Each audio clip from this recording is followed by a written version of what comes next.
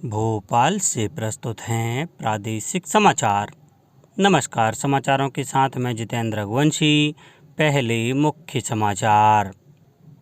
मुख्यमंत्री ने कूनो राष्ट्रीय उद्यान में चीतों की बसाहट की तैयारियों का जायजा लिया। प्रधानमंत्री नरेंद्र मोदी 17 सितंबर को इस कार्य का करेंगे शुभारंभ।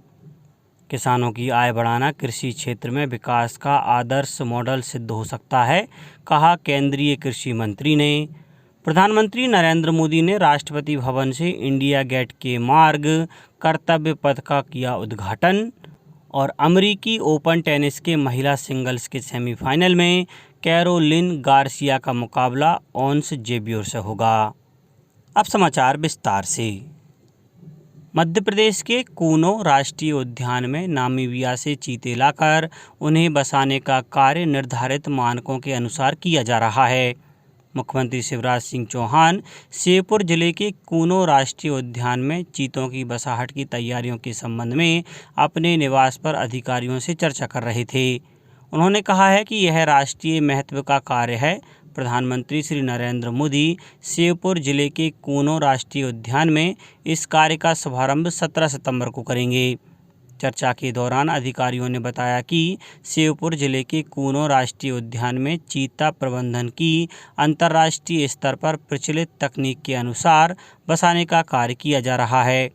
जानकारी दी गई कि वर्ष 1952 में भारत में चीता विलुप्त घोषित किया गया था। भारत में विलुप्ति की कगार पर पहुंचे चीतों की प्रतिस्थापना के लिए निर्धारित प्रोटोकॉल और गाइडलाइन के अनुसार कार्य होगा।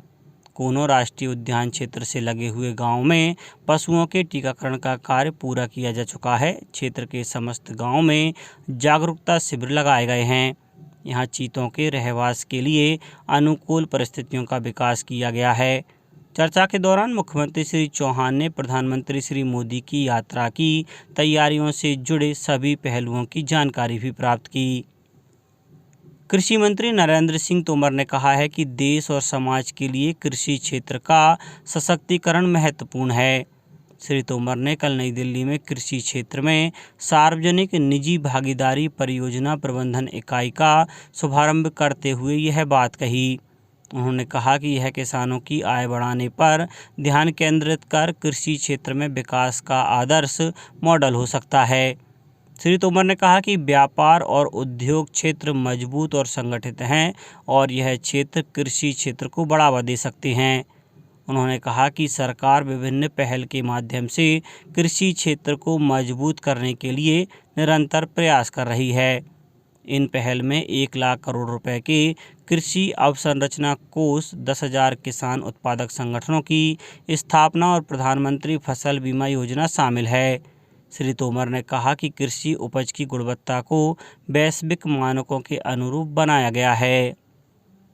उच्चतम न्यायालय नागरिकता संशोधन अधिनियम CAA को चुनौती देने वाली याचिकाओं पर इस महीने की 12 तारीख को सुनवाई कर सकता है।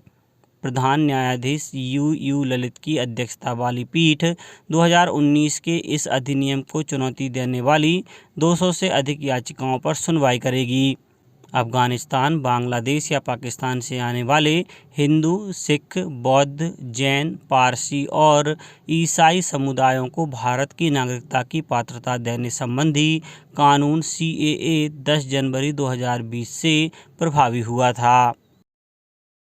जबलपुर जिले से अगस्त के अंतिम दिनों में 1000 टन यूरिया सिवनी, मंडला, डिंडौरी और दमोह की सहकारी समितियों में पहुंचना था। उसमें से 890 टन यूरिया गायब हो गया है। करीब 3 करोड़ रुपए से अधिक का यूरिया सोसाइटियों में नहीं पहुंचने से कृषि महकमे सहित विपणन संघ में हड़कंप मचा हुआ है। मार्कफेड के मंडल प्रबंधक ने 25 अगस्त को जबलपुर में लगने वाले रैक से सिवनी के लखना दौन के लिए 100, मंडला, बिछिया और निवास के लिए 300, डिंडौरी तथा समनापुर के लिए 400 और दमोह जिले के तेंदुखेड़ा तथा जबेरा के लिए 200 टन यूरिया आवंटित किया था। संबंधित जिलों से यूरिया नहीं मिलने की शिकायतों के बाद 4 दिन के अंदर उप संचालक और संयुक्त संचालक स्तर पर बैठाई गई जांच में भी चिन्हित समितियों में आवंटन से कम या बिल्कुल ही यूरिया नहीं पहुंचने की पुष्टि हो चुकी है। श्योपुर जिले के कराहल में मध्य प्रदेश राज्य ग्रामीण आजीविका मिशन से जुड़ी स्वयं सहायता समूह की बहनों के उन्मुखीकरण और सह सम्मेलन 7 सितंबर को आयोजित किया जाएगा।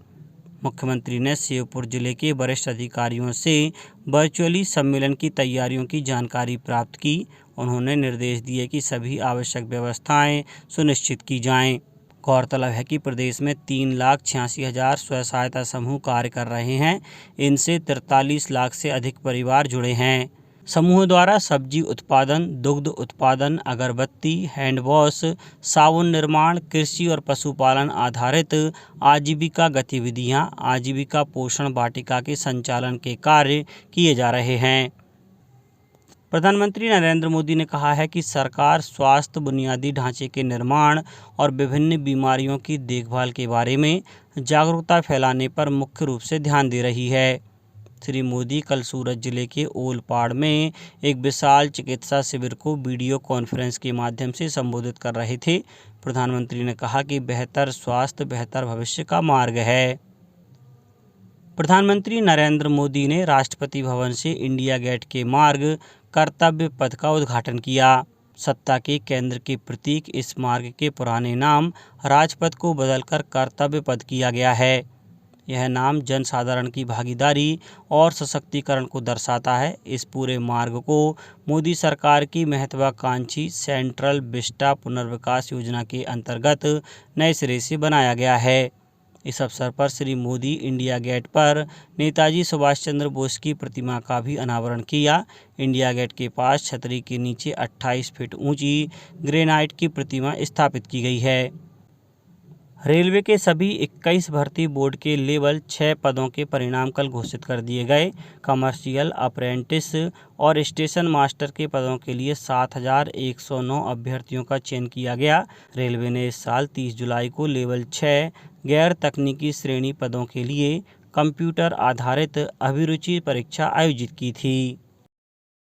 अमेरिकी ओपन टेनिस के महिला सिंगल्स के सेमीफाइनल में फ्रांस की कैरोलिन गार्सिया का मुकाबला 5वीं वरीयता प्राप्त ट्यूनीशिया की ओंस जेब्योर से होगा और पहली वरीयता प्राप्त इगा स्वियातेक 6ठी वरीयता प्राप्त आर्यना सबलेंका से खेलेंगी। क्वार्टर फाइनल में विश्व की पहले नंबर की खिलाड़ी इगा स्वियातेक ने अमेरिका की जेसिका पेगुला को 6-3, 7-6 से हराया, जबकि दूसरे क्वार्टर फाइनल मुकाबले में बेलारूस की आर्यना सबलेंका कैरोलिना प्लिस्कोवा को 6-1, 7-6 से पराजित किया। पुरुषों के क्वार्टर फाइनल में चौथी वरीयता प्राप्त कार्लोस अल्काराज ने जनिक सिनर को करीब 5.5 घंटे चले मैच में 6-3, 6-7, 6-7, 7-5, 6-3 से हराया। दूसरे क्वार्टर फाइनल मुकाबले में अमेरिका के फ्रांसिस टियाफो ने रूस के आंद्रे रूबलेव को लगातार सेटों में 6-4, 7-6, 6-4 से हराया। अब कुछ समाचार संक्षेप में। International centre for responsible tourism की टीम 9 और 10 सितंबर को जिला नर्मदापुरम के भ्रमण पर रहेगी।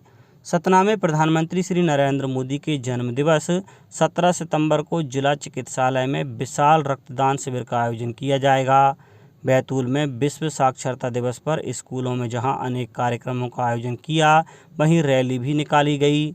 मंदसौर जिला शिक्षा अधिकारी ने बताया कि पर्यटन क्विज प्रतियोगिता 10 सितंबर को लाल बहादुर शास्त्री शासकीय उत्कृष्ट उच्चतर माध्यमिक विद्यालय मंदसौर में होगी। पश्चिम रेलवे रतलाम मंडल पर पेंशन मिलने में किसी भी प्रकार की विसंगति को दूर करने के लिए नीमच में 15 दिसंबर को पेंशन अदालत का आयोजन किया जाएगा।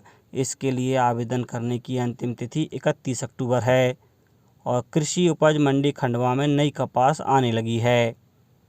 अंत में मुख्य समाचार एक बार फिर। मुख्यमंत्री ने कूनो राष्ट्रीय उद्यान में चीतों की बसाहट की तैयारियों का जायजा लिया।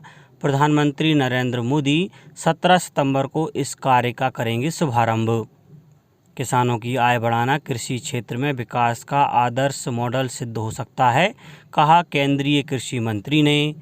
प्रधानमंत्री नरेंद्र मोदी ने राष्ट्रपति भवन से इंडिया गेट के मार्ग कर्तव्य पथ का किया उद्घाटन और अमेरिकी ओपन टेनिस के महिला सिंगल्स के सेमीफाइनल में कैरोलिन गार्सिया का मुकाबला ओंस जेब्योर से होगा। इस बुलेटिन में इतना ही। घर पर रहिए, सुरक्षित रहिए और सुनते रहिए प्रादेशिक समाचार। नमस्कार।